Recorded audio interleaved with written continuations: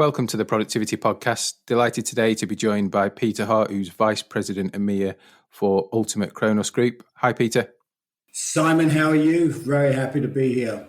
Good. Yeah, I'm really well, thank you. I think this one's going to be really interesting because we're talking at a time where Kronos has merged with Ultimate Software and things are interesting. So before we dive into detail, let's hear a bit about you, Peter. So that doesn't sound like an English accent to me. It sounds Australian. How have you arrived over here? What have you done before? It'd be good to find out. Yeah, sure, Simon. So actually my background was, I was born in Belfast and kind of raised in London until I was 21 and then started traveling throughout the world, ended up in Australia in 1988. I've been over here, though, in this part of the world for coming up to 2 years.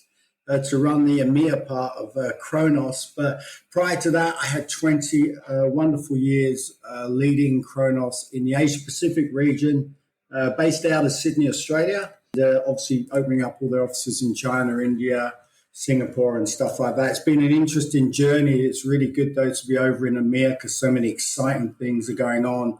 COVID happening, it makes things more interesting, but it's an exciting part of the world, Simon. You've mentioned COVID. And we'll come on to the merger stuff in a second. A strange and unprecedented time for the world and everybody. It's unsettling and has been, and I'm sure will be for a while.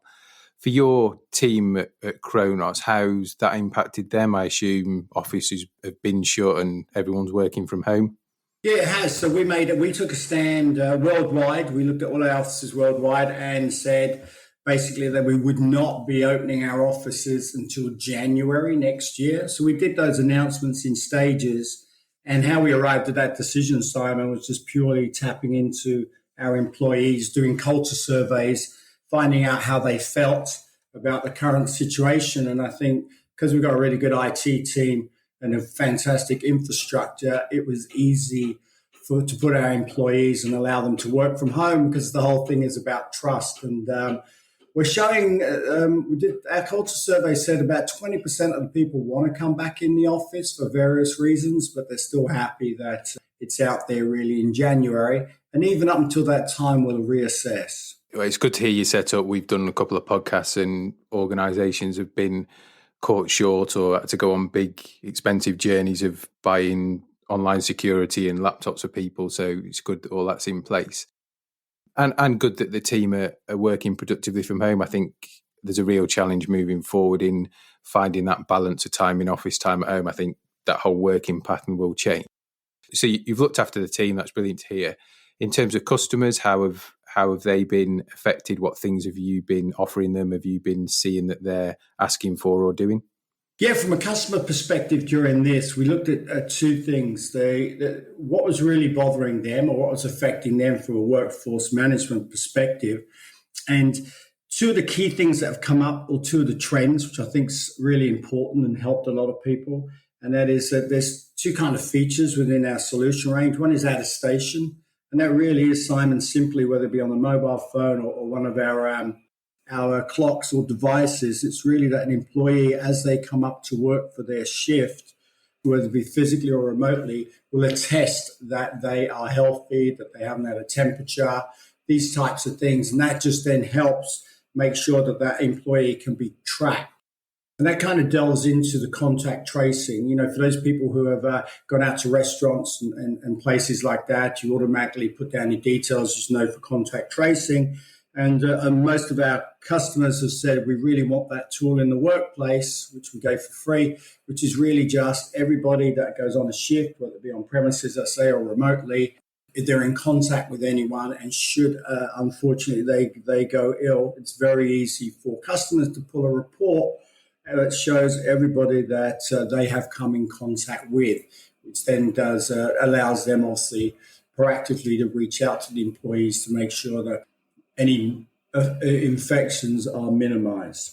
That's the one key thing. I think the other key thing right now is literally mobility and how people are using, if you like, telephones. We know they use it for all the apps in their life, but it's becoming a huge uptake in the ability to manage the workforce, especially now it's predominantly dispersed and mobile. it'd be interesting how those kind of technologies evolve in terms of the track and trace. Does it stay? Is it a short-term thing?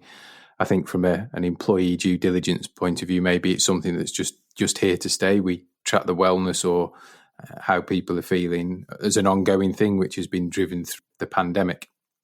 Busy with COVID, as everybody's been busy trying to find new ways of working for the team, listening to customers, and then we see in the press that you guys have merged with Ultimate Software. Clearly, you've been a very, very busy man and the team. So how's that shaping up in terms of bolting two companies together? What things have been going on? How's that been affecting the teams? What does that mean for customers? Yeah, good question, Simon. So it's kind of weird because they're two different cultures, which we'll get to. But Kronos was kind of born in 1977. And for those people on the call, that was a couple of events there that I remember. It was when Elvis Presley died. It's when the Clash came out with their first album. And if you're into horse racing, Red Rum on his third Grand National. But what was incredible was over the years, we built a culture and we called ourselves Cronites. And the ultimate part of the business, their little term for their employees called Ulti-Peeps. And when we came together under the leadership of RNA, it basically was a merger of two equals. And what I mean by that is we both had the same amount of revenue, which is kind of really bizarre. So like 2.6 up to 3 billion each, same amount of employees. So we got 6,000 and they got 6,000. And we had to bring them all together auspicious date of April the 1st under the COVID conditions. So now we brought two cultures together to form this one company. Did the classic thing, went out to consultants, decided what kind of name we would use. And in the end, we just launched our name, which has gone out to our clients, our customers, and internally to our staff a couple of weeks ago. And we are UKG, which is the Ultimate Kronos Group. The other reason, Simon, why we did that too is we had the same ownership structure. So the people, we got three very powerful investors who own Kronos, being Hellman and Friedman and Blackstone and GIC, which is the investment arm of the Singapore government. And they went out and bought Ultimate a couple of years ago. So we had the same ownership group. And when the CEO of Ultimate decided to leave, they decided to merge the two organizations together. Now, for North America, it makes a interesting difference or competitive advantage because you get everything from your workforce management and your HCM and your payroll solution. What's interesting, Simon, is when we looked at the customers we have, about 40,000 customers, there was only about 500 overlap that were either both Ultimate or Kronos. So there's a terrific advantage of talking to our customers and deepening the solution. However, I'm also interested in the EMEA region. We're not going to enter into the payroll market. We believe we leave that to the experts, especially in the different geographies. And we believe that partners are the way to go over here. But one thing that was really good in part of this merger was Ultimate bought a company called PeopleDoc a couple of years ago based in Paris. And PeopleDoc is just a really nice piece of HR software that does HR automation, employee onboarding. So that's a very nice offering, if you like, to our clients in the EMEA region. And it's interesting because I think you guys at Kronos, if we think about it in old world, a fair few awards around people and investing in people and great employers. And then I think the irony is that one of them you actually beat to first place by Ultimate. So there's a clear synergy in terms of people and ethics from the outside looking in. Is that fair to say? Like I said, our CEO, Aaron Aiden, who's our CEO of both places, I think he was employee number 5 in the company. He very much believes and is an advocate that powerful businesses are built from companies who are highly engaged and inspired. So much so he wrote a book a couple of years ago called Work Inspired. So we definitely have that mantra and we also believe through facts, which is if you've got a highly engaged workforce, typically your organization is 22% more productive, which is pretty interesting in the environment that we're in. So, we go out and win the various awards, as you say, around the world, Glassdoor, top CEOs, but the very important one on a local country level is the best places to work. And, we believe it, our leaders believe it, and we obviously believe our employees do because of our high engagement numbers. And then suddenly we looked at Ultimate and realized that they shared a similar culture and a similar belief, and they've won amazing awards like, best place for females to work. And again, best places to work. In fact, they were number 2. So we were actually behind them. So the good news about that, when you bring all these people together, I think 12,000 employees together who are very proud of the company they work for, and then you suddenly realize that you've got some great shared values, it made it easier. It's really interesting when you reference kind of that you've got roughly the same revenue, employees, ownership structure, and you're marrying that together. In some of these, what are badged as mergers, there's normally a dominant partner either way, which tends to become a covert takeover, if you like. So it'd be really interesting to see how the balance works out, because you've, like you say, you both come from a very equal footing. Totally agree. I mean, it's good because the leadership is shared, which is brilliant. I think what's amazing too is that, when I said about the 12,000 employees, 40,000 customers, only about 500 where there's an overlap. So both organizations are very excited about the conversations they can be having, if you like, with the other company's client base. Obviously, everybody's dying to meet each other, which is why the classic thing we talk about, things happening during this crisis, is really the advent, isn't it, of video meetings, whether it be GoToMeetings or Zoom. But we've done a great job. I'm sure all the listeners have here as well in connecting people, in that virtual world. Yeah, and I'm sure as things ease off, there'll be plenty of opportunity to all meet face to face and drive the plan forward. So if we kind of step up a level and just look at the workforce management industry, it is, in my view, quite saturated. There's lots of suppliers of workforce management technology, and if you call it HCM, so human capital management, out there, new ones seem to spring up every day and come from different parts of the world. You guys are going to be quite a powerful force, I think, when it all comes together. So what things are you relying on? What are the things in your mind that makes you think you stand out?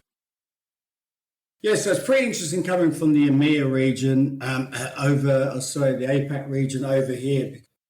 You get a lot of people, as you say, Simon, that come into the market that have got some industry-specific skills. And, a lot of credit and respect go to those organizations out there.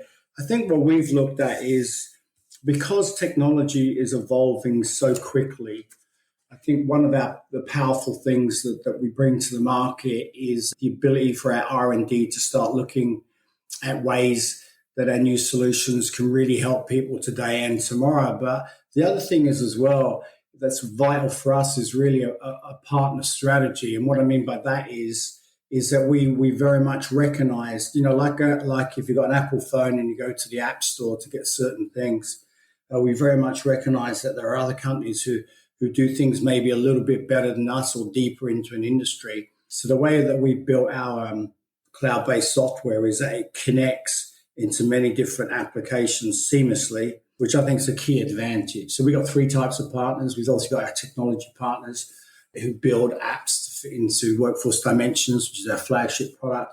But we've got a really good strength of delivery partners and, of course, HCM partners. So partnership strategy is from that perspective. I think the key thing as well, Simon, is, like I say, we verticalize here. So like retail and hospitality, for example, is our number 1 vertical market. In Kronos, actually worldwide, and it is here in the United Kingdom and EMEA. And what we tended to do then is hire people who have an industry background and have worked, obviously, in those industries, and then can share some of the insights. So whether that be supply chain and logistics, retail, hospitality, healthcare, these are the types of people that we're hiring into Kronos, really to help us, if you like, be a bit more of a workforce management partner. How do you stay kind of focused on workforce management? Because there's other organisations out there that are much broader. So they do lots of end-to-end stuff, which clearly you kind of get into the game a little bit with the ultimate guys. In your view, if I was retailer X, what are the benefits of using specialists for each of the different types of solutions? So, my workforce management, my tills, rather than generalists. Have you got a view on the differences that brings? Yeah, I do. And I think through the evolution of our company, we've looked at having deep, broad one solution for organizations. And, like I said, we visited, say, for example, the payroll solution at one stage or the task management solution at one stage. And then we thought to ourselves, there are just better people out there who understand that niche part of the market that would be useful. So let me give you a quick example. So in the HCM, the solution, why build our own when we can maybe partner with an SAP, it'd be an NGA or an ADP, for example. When you start looking at technology partners, you've got some amazing partners out there like REPL is a good one, Sims Associates, Atos, where they've got some technologies there that we can use and that will help us. Think Time, for example, is the latest one in task management. And we've just secured a wonderful partnership with Poundland that will have the dimensions, if you like, in a task management perspective. And then, like I say, the delivery partners. So rather than build it broad, which means it's difficult for a customer to get the best of some of the technologies out there, we prefer to stick to our core business, which is always rostering and analytics and time management, and then build an ecosystem that fills any particular niche requirements that a client has in their given industry. Yeah, no, I like that. And clearly we work with you guys on providing the labour standards and all the bits around that to drive the workload. We do indeed. I was going to mention that, Simon. Good. I thought I'd just get it in there. Yeah, no, the labour standards right now, I believe. Well, first of all, I believe that from what we set up in the APAC region, I think labour standards is such a topical part of organizations right now as they understand what it is. They've got people, they need to be more productive, but they need standards to measure it against. I'm seeing, and I find this quite interesting. I do have a view, and I'll get your view first before I share mine. There's a couple of organisations out there now that seem to be going into taking everything they do and building it internally. So they'll have people that come into the business and say, "Oh, we can reduce our cost base by building this internally," whether it be workforce management, I've heard lately, through to CRM solutions. I'm always skeptical of how successful that is in the long term, but it'd be good to get your view if you come across organisations that say, yeah, we can do all that internally. Oh, Simon, that's kind of interesting, because I think in my early years, used to get a lot of companies that felt that way, so much so that they become an organisation that had deep IT development skills, and then often those organisations spun them off as a different business because they offered really their services to other like-minded organisations. There's a very large organisation in the States at the moment that does, let's just say it does do-it-yourself. And they went from exactly that, we can build everything ourselves, to realising why would we do that? And we can actually partner with a vendor. I'm not so much fond of the word vendor. We're partnered with a workforce management specialist to build that, because really our business should be running whatever business they're in. It has come up recently, actually. I've seen it more and more being spoken about. And Simon, it'd be interesting in your view. I wonder if that is a new wave of IT leaders that have gone to the business and said, I can build you something that's really fit for purpose, rather than maybe partnering with someone that gives me 95% fit and I have to have some workarounds. Personally, I think it's a recipe for disaster. You got to always worry about how good the code is that you develop things in, and the rigor around it. And then obviously you've got to wonder about people who suddenly might move on for whatever reason. What happens to the application they built? That's my personal feeling on that. Yeah, I think I share a lot of your views actually on it. I think there's some really short-term benefits of you can reduce any outgoing costs to those providers that you're working with, and potentially try and replicate to the best of your knowledge what it is, so you can make things look in an IT world or a tech world roughly the same, can't you? Or enhance or turn things on and off that you maybe don't like about that particular application. For me, there's a couple of worries. Agree absolutely in the code and what have you. I think there's the research and development. I mean, there's a reason why you guys and your competitors have teams of people looking at the next algorithms, the next part of machine learning, of AI, of automation, of what's the next module. If I'm an organization, if I'm, again, retailer X, and I've built my own systems, have I really got the bandwidth and the thought leadership and the intelligence of the marketplace to understand where it's going and what I need to develop? I get, again, short term, if you want to change a button from being red to blue, that's probably easy to do and you're not outsourcing it, you're not paying for it. I suppose my foot's in two camps. Short term cost reduction, etc., etc. I think people may get blinded by that in terms of a saving. Longer term, I think what will happen is they'll end up with new leadership, like you say, dated product or dated technology, and then we'll come back to market. So all it'll take is a change of, CTO or IT director has a different view of the world, and you could argue they come back to where they've started. And is the in between wasted money? I don't know, but there's a reason why you guys are 40 years old and have all that expertise. There's a reason why others are in the same boat in all walks of tech. So till systems, WFM, payroll systems. Yeah, I'm interested. I think give it 2 years and there'll be lots of people that have done in-house stuff that potentially will come back to market because they realise it's now 2 years old, it's not been upgraded, the tech's moved on, the hardware's moved on. So, yeah, I agree with you. I think there's a lot of short-termism in it. And I mean, just look right now, if somebody was building systems like that, let's say they were building them 8 months ago, somebody would never have known what's happened today. And suddenly those resources are now diverted into making sure that you've changed your strategy so you can still remain competitive and relative, in what's happening now in commerce. I think the other interesting thing is when people build their own stuff, they're kind of stuck in their own silos. Whereas when you're, say, a vendor or a partner in the space, you talk to so many other people and get some really creative ideas. One thing I was thinking about too, one of your earlier podcasts was, something WageStream, who we partner with as well. What a great concept, and that's the way the gig economy is moving, for example. So that's an easy thing to plug in to not only Kronos, but also all the other workforce management vendors out there. Is that going to be too hard to start building interfaces to homegrown stuff? We don't know yet.